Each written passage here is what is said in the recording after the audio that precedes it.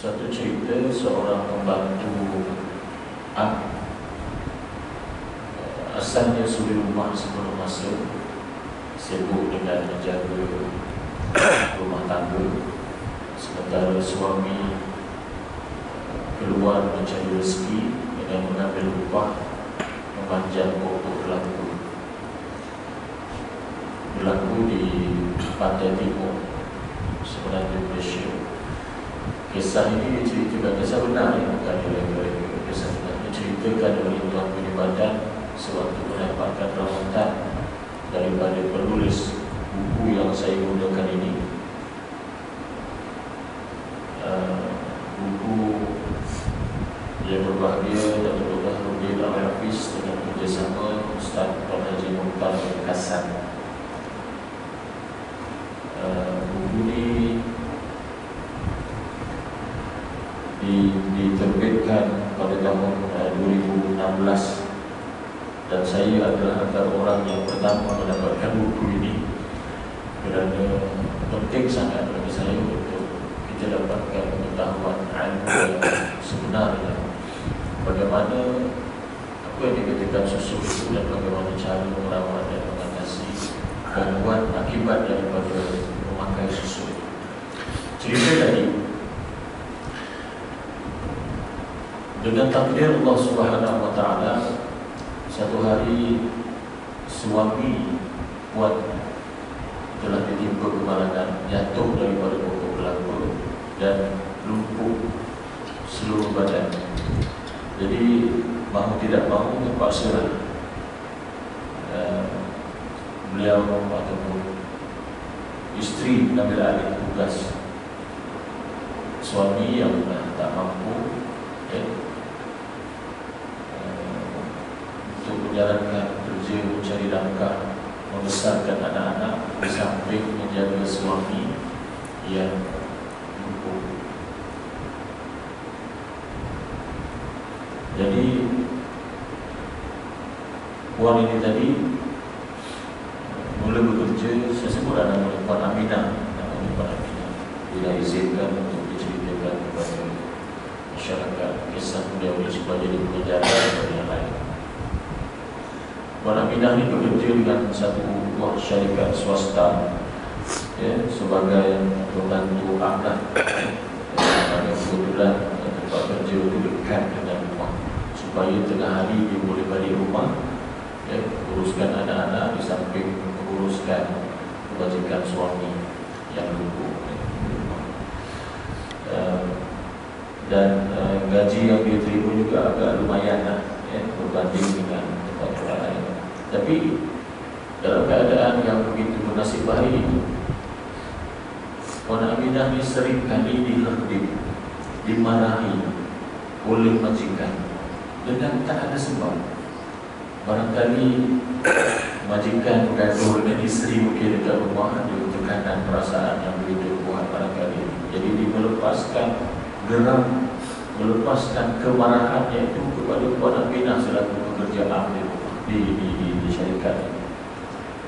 Setiap kali datang ada sahaja yang tak kena, ada saja tak kena.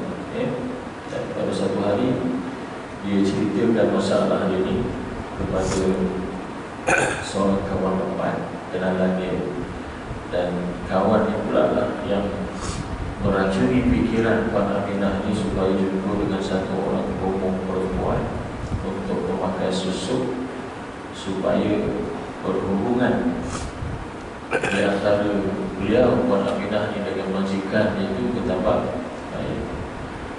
Tapi mula-mula dia tolak, dia tak mahu. Tapi setelah didesak-desak, dibujuk rayu, akhirnya dia setuju.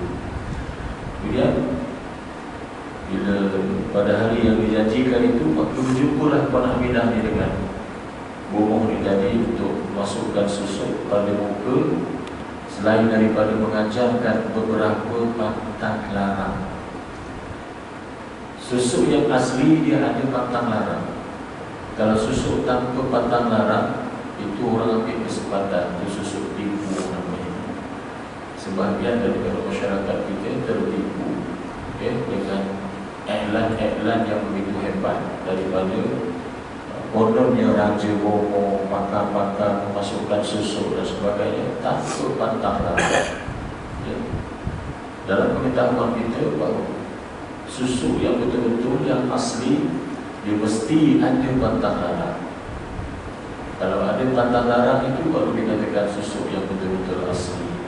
Kalau tak ada pantang larang, dia kata boleh lalu bawah rumah, lalu bawah rampai, lalu tepi pokok elok, itu antara pantang larang.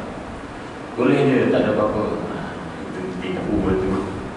Ya, sekali masuk susu bukannya kurang, dia bergantung kepada bahan yang digunakan. Apa bahan yang digunakan? Ya, kalau susu emas, bayar jarum emas itu dan mantra jampi yang dibaca oleh bohong yang memasukkan susu. Ya. Kalau susu belian, ini beli belian. Ya. Kalau susu yang murah sekali, susu ayat. Susu ayat ini cuma baca oleh lagu saja. Ya. Tetapi kesannya bila kita buang susu ayat itu, ya, makhluk yang mengakuri ataupun disebut sebagai khadam yang mengekori, yang menjaga ayat itu akan mengganggu tuan punya susu tadi. Dia akan dia besar.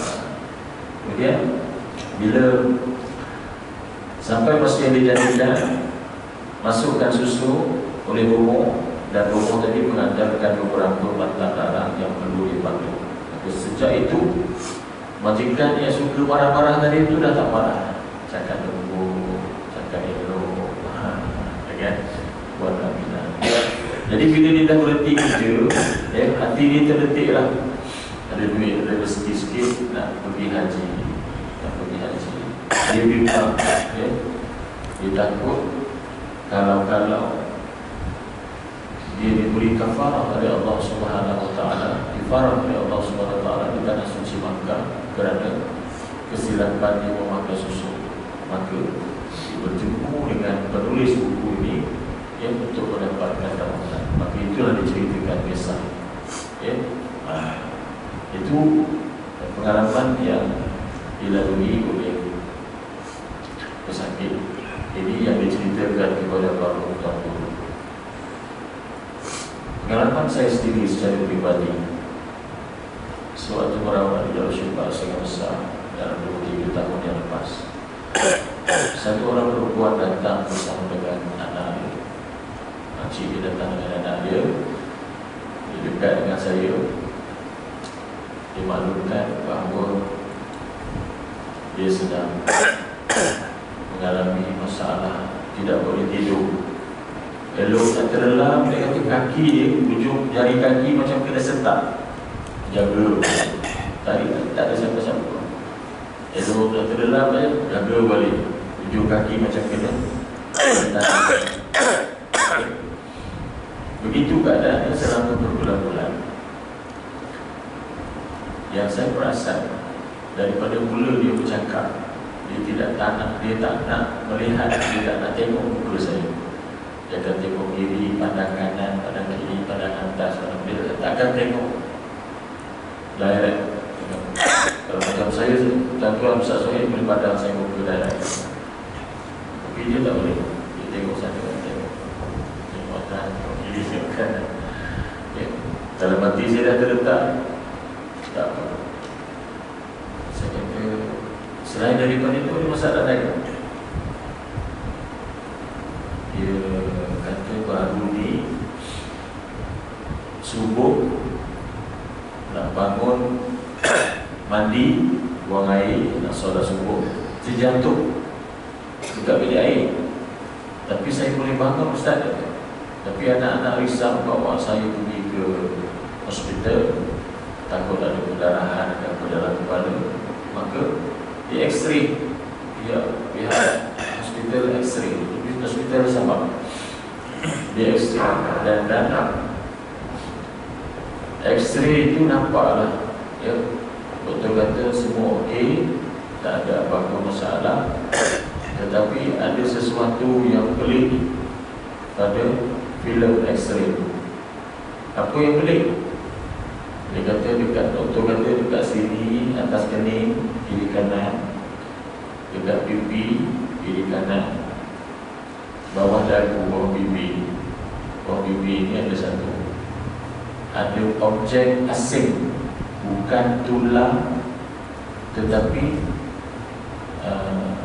satu objek asing.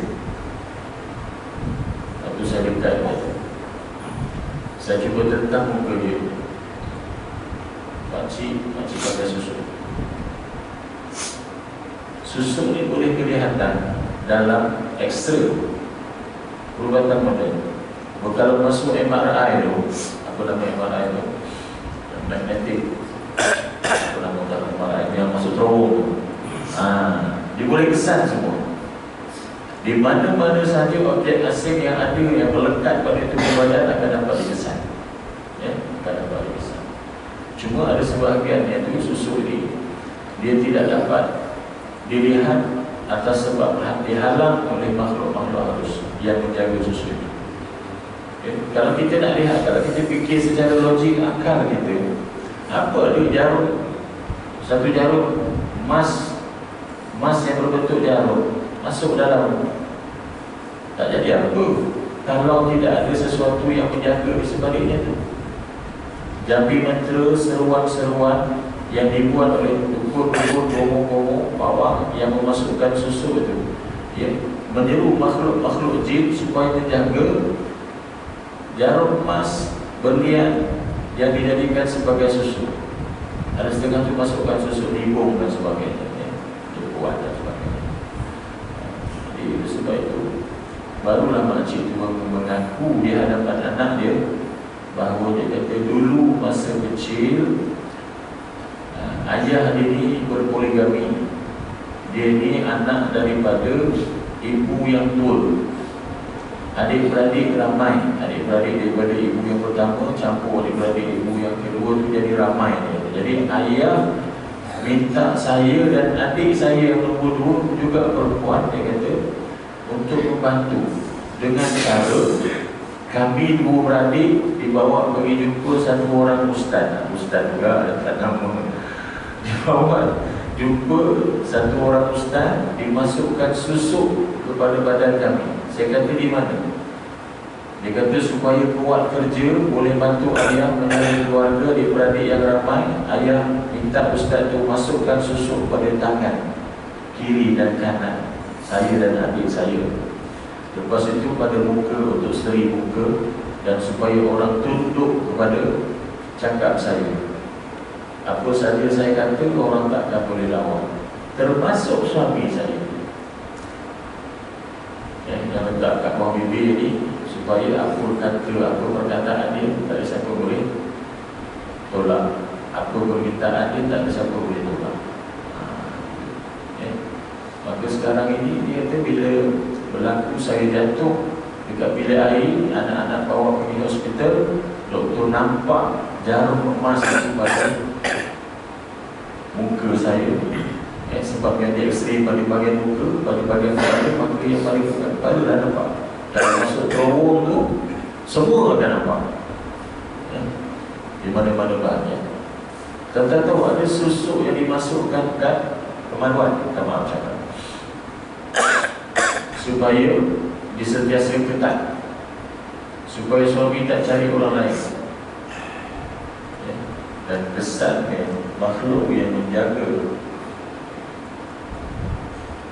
susu itu pada bahagian kemaluan itu, ya, bila kematian suami perempuan ini, suami perempuan yang meninggal dunia, makhluk yang menjaga itu telah menjalankan tugas yang suami kepada perempuan itu. Dia telah menyetujui perempuan itu dengan muka suaminya. Jadi jangan main. Itu sedikit pengalaman berkaitan dengan susu yang digunakan oleh sebahagian daripada masyarakat kita, ya, untuk pelbagai tujuan. Yang pertama, apa tujuan memakai susu ini? Pertama, supaya kelihatan muda, cantik dan menawan. Susu satu jenis ilmu serbaguna, boleh dipakai untuk berbagai tujuan, mengikut hajat pemakainya.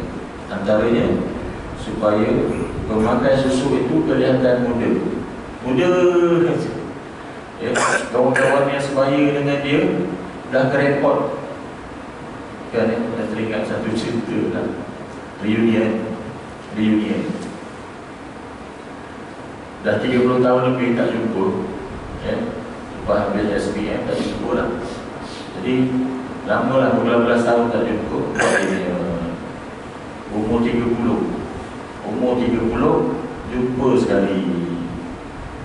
Boleh jumpa dengan kawan, tanya, kau kerja kat mana ni? Kau buat apa sekarang? Itu pertanyaan. Umur 30. Umur 40 jumpa pula, buat reunion lagi sekali. Ya? Anak kau dah berapa? Aku ada 5. Ya? Umur 50 jumpa lagi sekali. Cucu dah berapa orang? Nantu dah ke belum lagi? Itu pertanyaan. Umur 60, ya, jumpa lagi. Di kalangan kita, batch kita ni ada yang dah tak ada. Tinggal kita je. Umur 80 jumpa pula. Awak siapa ya? Tak kenal. Awak siapa? Ada berlaku suami isteri duduk berdua je dalam rumah. Dalam rumah ni berdua je. Balik-balik daripada masjid, ya, buka-buka pintu, bagi salam. Awak siapa? Wah, itu bini dia. Tak kenal lah. Ya, tak kenal. Sebahagian daripada kita, muka tak berubah. Jumpa lama lah. Macam tu je. Ada setengah orang yang memang tak pakai susuk pun, tapi dengan amalan-amalan tertentu, muka dia kekal awet. Ada amalan-amalan yang dibenarkan dalam syariat yang boleh memberikan kesan tak nampak tua lah maksudnya begini. Yang tak boleh ubah suara. Suara dia akan pasti akan ubah. Suara muda, suara orang muda, suara orang tua, suara orang dewasa lain yang akan berubah. Yang kedua, apa tujuan memakai susuk? Susuk dipasang pada anggota-anggota badan tertentu supaya seorang lelaki itu kelihatan tegak, perkasa, kuat, gagah. Manakala untuk menjadikan tubuh badan wanita supaya nampak menarik dan menggoda. Itu tujuan yang kedua, pemakaian susuk. Kalau untuk lelaki dia nampak gagah, nampak kuat.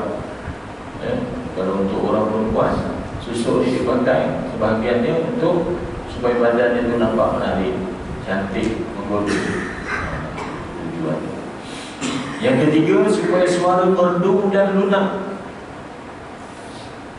Supaya suara merdu dan lunak. Dipasang oleh pemakainya. Susuk seperti ini biasanya dipakai oleh orang yang terlibat dengan bidang seni suara, penyanyi. Suara orang yang memakai susuk ini dikatakan begitu lunak dan merdu. Orang yang mendengarnya menjadi terpesona, terpegun dan berkhayal bila mendengar suara dia. Dan ada juga pelakon yang menggunakan susuk ini supaya watak yang dilakonkan itu nampak memukau pada pandangan penonton. Yang ketiga, yang keempat, susuk dipakai sebagai pelindung diri dan ilmu kebal. Susuk ini dipakai sebagai pelindung diri atau pakaian diri. Sebagai contoh, susuk kebal digunakan oleh pemakainya untuk kebal takluk senjata termasuk senjata api. Susuk juga digunakan supaya mempunyai kekuatan yang luar biasa bila bergaduh, bila bertumbuk. Ilmu ini dikenali sebagai ilmu tumbuk kuat. Ilmu tumbuk kuat. Dan jenis-jenis ilmu yang sebegini sering dipakai oleh orang-orang yang terlibat dengan kerja-kerja yang berbahaya, seperti pengawal keselamatan, pasukan, polis, askar, dan mereka yang terlibat dengan seni bela diri. Ada satu orang pegawai polis yang datang ke Darul Shifa bawa isteri yang sakit itu, isteri dia. Saya kebetulan jumpa dengan saya. Pegawai polis bertugas di Balai Polis Sabah Benang. Bila kita ruqyahkan isteri dia okey je, dia sikit-sikit reaksi itu biasalah. Tapi yang menderam ni suami ni. Suami duduk sebelah isteri masa saya ruqyahkan isteri dia. Saya baca kuat, dan boleh disemak lah bacaan tu. Jadi bila kita baca kuat, suami ni dengar, suami ni baca dah berubah begitu badan. Saiz badan dia lagi besar daripada saya. Polis ni dia punya seni bela diri dia apa? Karate. Dia judo, macam itulah. Tapi adalah seni bela diri yang diajar sebagai pegangan kepada diri. Bila makin lama makin kuat, dan dia mengaum tu macam harimau. Ya. Daripada dia duduk dekat kerusi, dia berdiri. Isterinya lari, tak berani dekat. Takut tak pasal-pasal kena losing hingga penumbuk sesat. Ya. Jadi bila jadi begitu, saya dekat dan terbaca daripada surah Al-Kahfi yang saya jelaskan hari itu, tulisan sebelum ini. Kalau kepala syarab nabikum ahada, nampak dia terkejut sekejap, macam dia macam tu. Dan kaki dia dulu satu tempat. Ada harapan dia boleh dekat. Kalau dia makin kuat, jangan. Nanti dulu. Dia dah genggam tangan macam tu. Agak ni kalau saya dekat tu memang lepas lah yang ni. Bila kita baca dulu, so, saya pegang penumbuk dia, saya pegang penumbuk. Sudah. Almarhum tuan guru punya kaedah. Ya. Dia nampak pesakit sedang merem macam tu. Dah, cukup. Dia dah dudukkan macam tu. Cukup. Jadi orang yang sakit, yang tengah keras pada apa semua tu, dia jadi saya pegang penumbuk itu, saya sudah cukup lah. Ya, cukup. Kesian dengan isteri, cukup. Dia jatuh, dia pingsan, saya biarkan dulu. Dan saya ruqyahkan pada air dan suruh isteri dia masuk. Kalau dia dah lari tadi, kenapa isteri saya, suami saya ustaz? Tak tahu lah sekali. Lepas ni kita cek. Ya. Kita tak kenal sebelum tu siapa orang ni, tak tahu. Betul dia menimpa geraham badak pada tangan dia. Gigi geraham badak pada sumbu. Biasa kita dengar orang curi dia punya sumbunya tu kan. Kalau di belah Sumatera, dia ada di belah sana tu, Afrika yang banyak halangan walia yang masuk badak, mereka akan curi sumbu badak untuk dijual. Dia potong hidup-hidup. Potong hidup-hidup sumbu badak. Tulis ni seorang ni, dia ambil gigi geraham badak. Macam mana dia cabut gigi geraham tu, saya tak dapat nak bayang. Nak cabut gigi geraham manusia pun punya susah kan. Kena injek 3-4 kali dengan bius. Kalau geraham badak macam mana, congkil gitu je. Tak tahu saya macam mana. Tapi dia dapat gigi geraham, dan saya lihat dengan mata kepala saya sendiri, besar sebesar batu. Gigi tu besar sebesar batu. Waktu dia, bila kita dah rawat beberapa kali sesi rawatan, dia buka rahsia dia kata memang saya pegang gigi geraham padang untuk tujuan apa? Saya gunakan sewaktu menjaga keselamatan di Kampung Medan, pergaduhan antara Melayu dan India ketika dahulu kan Kampung Medan. Pihak atasan minta saya bertugas di sana untuk mengawal keselamatan. Dia kata apa-apa hal berlaku, dia kata saya bawa ni. Kalau misalkan ada itu nak serang saya, maka saya akan gunakan ini. Dia kata Ustaz boleh bayangkan macam mana badak tu menyondol orang, sondol pokok sampai tumbang. Macam itulah penumbuk saya akan pergi. Dia kata, berapa empat punya penumbuk tu. Tak cukup lagi agaknya. Allah Ta'ala bagi kita cukup dah jika kita cari usaha. Tapi masih lagi nak gunakan. Akhirnya mengganggu diri dia dan mengganggu anak isteri. Benda itu simpan dalam rumah, itu masalah. Tapi itu bukan kes susu. dia tidak kita boleh kaitkan juga dengan masalah berkaitan dengan susuk, tapi bukan susuk dalam arti kata betul sesuatu benda yang ditanam dalam badan. Dia dipegang saja. Dia dipegang. Bila dia nak guna, dia akan pegang dalam genggaman tangan dia, dan dia hayuk sekali dengan belenggu. Ada juga susuk yang digunakan untuk tujuan perubatan dan kesihatan. Ya. Pada zaman dahulu, ketika mana tiada perubatan modern ataupun perubatan yang sukar didapati, maka perubatan tradisional adalah pilihan yang ada kepada masyarakat pada waktu itu. Maka tuan-tuan umum, pawang-pawang, dukun-dukun menggunakan susuk ini bagi mengatasi masalah berkaitan dengan sakit pinggang, lesu dan lain-lain masalah yang berkaitan dengan kesihatan. Orang selalu sakit pinggang, masukkan susuk juga pinggang. Ada satu pesakit tu, dia punya susuk 80.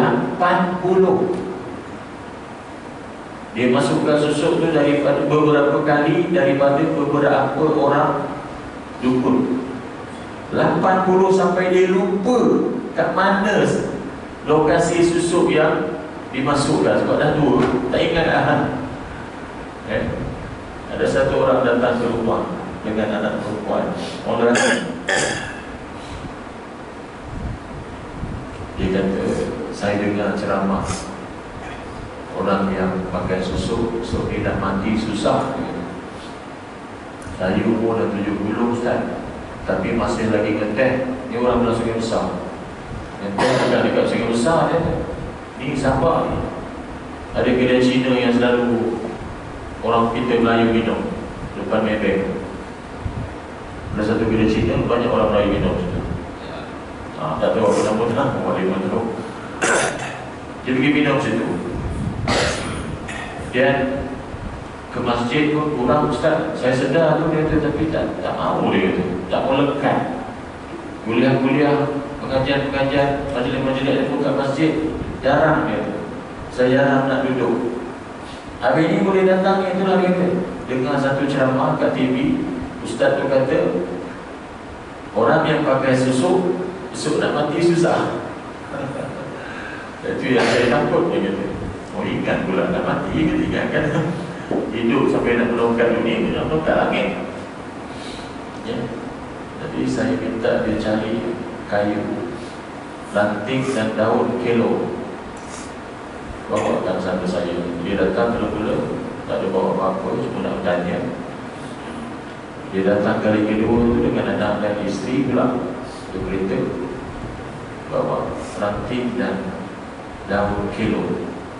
Kelor, K-E-L-O-R, kelor. Orang Jawa cakap kelor juga kan. Yang buahnya panjang-panjang, macam kacang tapi dia panjang. Yang itu saya pukul-pukul. Dan saya tanya, dekat mana kedudukan susuk yang awak pakai ni, di mana tempatnya? Mana yang diingat dia tunjuklah kat muka ada, dekat tangan, dekat pinggang. Jamaah Ustaz, dekat situ pun ada. Dia kata kat situ pun ada. Itu yang sampai 80. Sampai dia tak ingat yang ditunjuk tu tak sampai 10 pun. Bagi lagi 70 tu mana letak? Astagfirullahaladzim. Tapi memanglah dia datang melangkah masuk dalam rumah saya itu, memang orang dah umur 70, tapi badan tu nampak perkasa macam Wak Lini. Tapi tak adalah, bukan saya kata Wak Lini pakai susuk, tidak. Badan dia tough, ada muscle-muscle. Jadi saya kata, bila saya rawat dia nanti, awak punya kekuatan daripada 10 tinggal 5, tinggal 4, sesuai dengan umur. Daripada bilangan 10 saya kata, tinggal 4, tinggal 5. Tidak semestinya masa saya rawat ni nanti susuk yang awak pakai macam-macam. Dia dipakai susuk ibu, susuk raksa. Susuk raksanya di kematangan dia tak boleh menyelam dalam air yang terlalu dalam, nanti payah nak payah nak timbul. Tak boleh panjat pokok yang terlalu tinggi, senang jatuh. Dia rasa. Kalau susuk nipung ni biasanya orang guna untuk kuat lah. Untuk kuat. Dia letak kat pinggang semua tu. Susuk nipung. Jadi banyak. Setiap daripada satu jenis susuk itu ada kepantangan dia masing-masing. Nanti saya akan jelaskan yang lain yang tak tujuh. Saya kata kekuatan buah ni nanti daripada 10, tingkat 4 atau mungkin 3,000. Dan tidak semesti susuk ni masa saya rawat dia akan terkeluar pada waktu itu. Mungkin masa awak tengah buang air, dia akan keluar masa tengah buat kerja, mungkin masa solat, dia akan keluar sendiri. Kita akan rasa, awak akan rasa saya perbezaan bila susuk dia dah keluar. Nanti kalau dah keluar semua, nanti mati saya senang ya Ustaz. Dia boleh tanya macam itu. Saya kata itu semua bahagian masing-masing, belum tentu saya kata. Tapi doa lah banyak-banyak minta. Dalam sujud kita yang terakhir, dalam banyak kitab disebut, dalam sujud kita setiap kali kita solat, sujud yang terakhir sebelum daripada tahiyat itu sujud dalam musik. Tapi yang sembahyang seorang-seorang lah, sembahyang berjemaah janganlah buat itu. Pening nanti sujud tak berlama sangat. Dalam sujud tu ada 3 doa kita minta. Pertama minta husnul khatimah, ya. Yang keduanya minta di apa? Lupa lah. Minta lupa lah. Nanti lah lupa saya lah. Yang seterusnya yang keenam, kekuatan fizikal. Tujuan pemakaian susuk ini untuk kekuatan fizikal. Susuk juga dipakai untuk tujuan membolehkan pemakainya bekerja kuat, seperti menebang pokok dalam hutan, membuat batas, menumbangkan lembu, menjinakkan binatang dan sebagainya. Sekiranya susuk seperti ini dipakai pada kaki, ianya boleh menendang dengan kuat. Kalau pakai kat kaki yang dipasang dengan susuk itu boleh digunakan untuk menendang dengan kuat. Tendang apa-apa lah. Dan bola kita sampai bocor bola dia, tendang apa-apa lah, ya. Yang ketujuh, susuk ini sebahagiannya juga digunakan untuk kekuatan batin, ya. Digunakan untuk kepuasan batin. Wanita yang berkahwin yang menggunakan susuk pada bahagian kemaluannya bagi memuaskan suaminya, bertujuan supaya suami sayang pada dia dan tidak mencari perempuan lain. Okay. Satu kes lagi orang dari baru. Bujang, tapi umur dah 50 lebih. Datang jumpa saya malam-malam dan dekat pukul 10. Dia tak ada telefon, tak ada bagi tahu kata nak datang. Tiba-tiba Assalamualaikum. Alhamdulillah. Saya belum tidur lagi, saya buat kerja kat komputer. Saya membuka pintu, Waalaikumsalam, kita masuk. Dia pun masuk duduk. Muka bercahaya lah. Bukan bercahaya sebab handphone. Lain lah. Apa hajat Pak? Datang daripada mana saya tak kenal. Dia datang daripada baru. Saudara-saudara saya ada kat sini, dia kat Singapura. Ya. Lepas tu saya ni masalah tak boleh tidur. Sama juga tak boleh tidur. Saya tak boleh tidur. Bila nak tidur je, nak trainer tu terjaga kaki saya macam kena tarik. Sama macam kes sebelum boleh berjalan bersama. Tak boleh tidur. Dah 6 bulan Ustaz. Saya takut apa-apa amalan yang saya buat dulu agaknya Allah Ta'ala nak balas pada saya. Apa amalan yang buat? Saya kata, cuba cakap terus terang. Saya malu lah Ustaz sebab saya datang malam-malam ni. Rupanya dia datang malam tu sebab malu, takut orang tengok. Dia datang siang kan orang nampak. Dia datang malam-malam Tak ada siapa nampak. Ya. Dia kata saya dipakai susu. Pakai susu. Di mana tempat susu?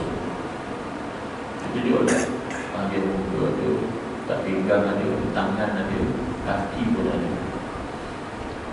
Lebih kurang ada 5-6 susu macam tu. Seperti susu dia siapa? Susu emas. Dia pakai susu dan emas. Yang memakaikan susu dulu siapa? Di sekolah nama satu orang Indonesia. Tapi orang tu pun dah tak ada, ustaz, dah meninggal ni. Itu yang saya bimbang. Takut-takut apa yang berlaku, saya tidur susah, tak boleh, malam tak boleh tidur ni disebabkan itu. Saya kata, ada langgar pantang tak? Pantang saya jaga dia. Pantang jaga maknanya sayang lah lagi.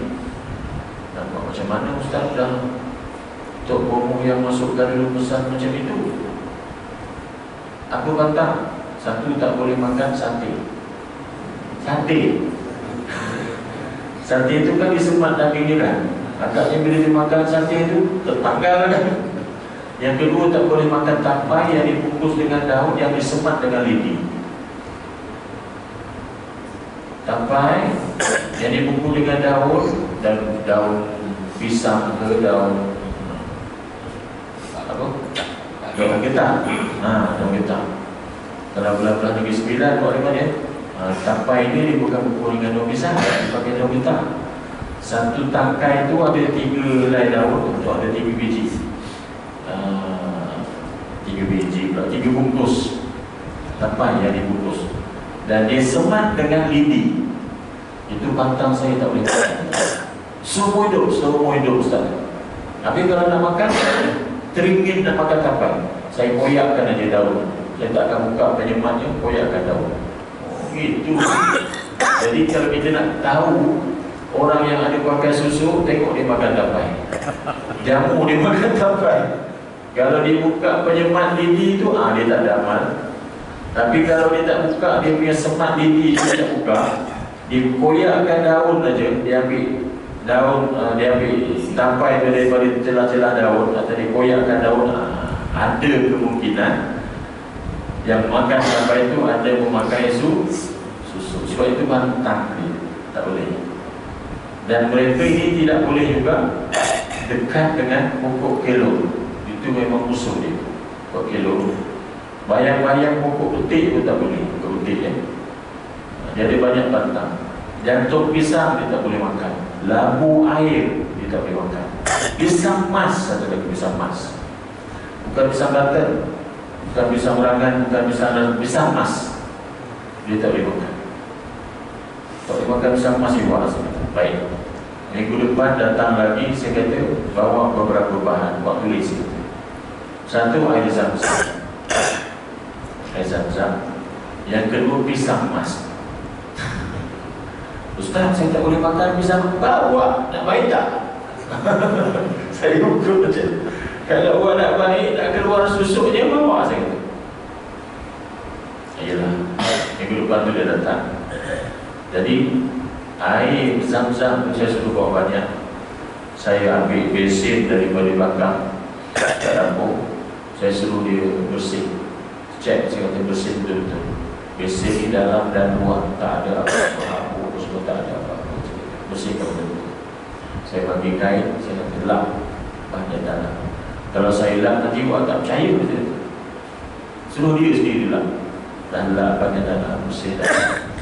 Saya kata nanti saya akan tuang air di dalam besin ni, air zam-zam ni, separuh.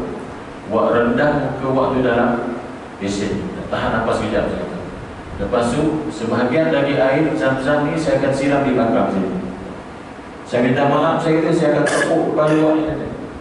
Kalau tak tepuk nanti tak mau keluar apanya susuknya tu. Saya akan tepuk, Sambil-sambil dia redam muka dia, setakat mana dia tahan lah nafas. Dah tak tahan, saya kata bangun.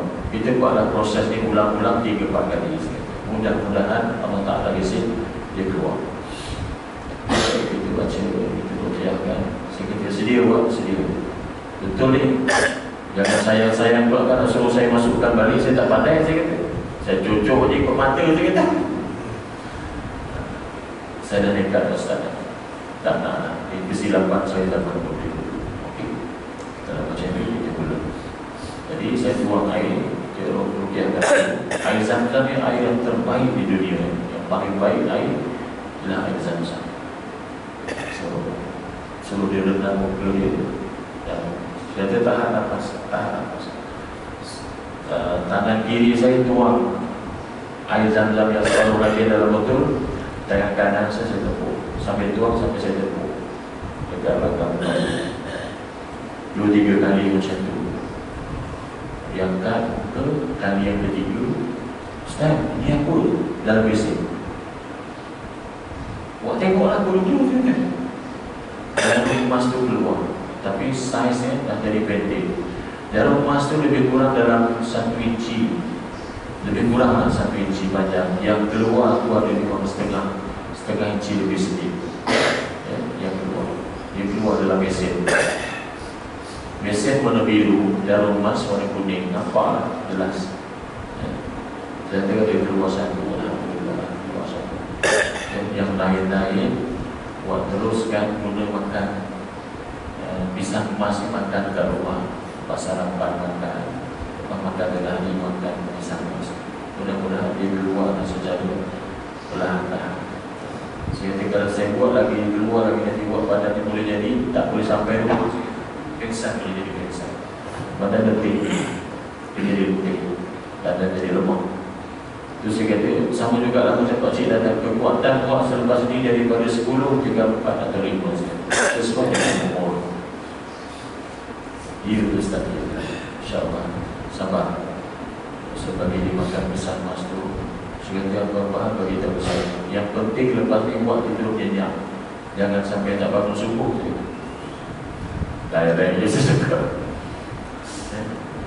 Bila jumpa dia dekat tembok pasar, alhamdulillah Ustaz dia perlu. Alhamdulillah Ustaz nak boleh tidur. Susutnya dia keluar lagi, mungkin dia keluar Ustaz, tapi saya pun tak perasan, tak nampak. Saya kata dia kutip lah, kok nampak. Saya kata kutip lah, jarum emas tu pergi gandai. Saya kata emas sekarang mahal, dia kata. Tak tahu emas aku dia pakai, saya tak tahu emas aku. Jadi tidak semasa tak rasa. Jadi tuan-tuan ya, itu baru jenis. Ada banyak lagi pantang larang, kemudian lokasi di mana ditempatkan susu itu, kemudian berkaitan juga dengan kaedah mengatasi gangguan makhluk halus apabila susu itu dikeluarkan. Itu kaedah. Kemudian amalan-amalan yang boleh kita jadikan sebagai alternatif untuk menggantikan susu itu yang dibenarkan dalam Islam. Ada salah satu daripada itu wudu. Sentiasa kekalkan diri dalam wudu, air wudu bersalat, ya, air sembahyang. Itu salah satu. Itu insya-Allah di kesempatan yang lain nanti kita akan untuk hari ini yang dapat saya sampaikan. Saya minta ampun, minta maaf. Memang tak ada niat nak cakap depan ni, sekadar mengisi kekosongan. Ada kawan-kawan kata, kenapa Ustaz tak masukkan sekali nama Ustaz buat kuliah, masuk dalam jadual terus lah. Saya minta maaf. Buat masa ini saya tidak mampu untuk bagi komitmen secara berjadual tetap. Mana-mana surau, mana-mana masjid yang minta saya ceramah sekali-sekali boleh. Nah, tetap berjadual itu saya minta maaf sebab saya ada komitmen kerja saya yang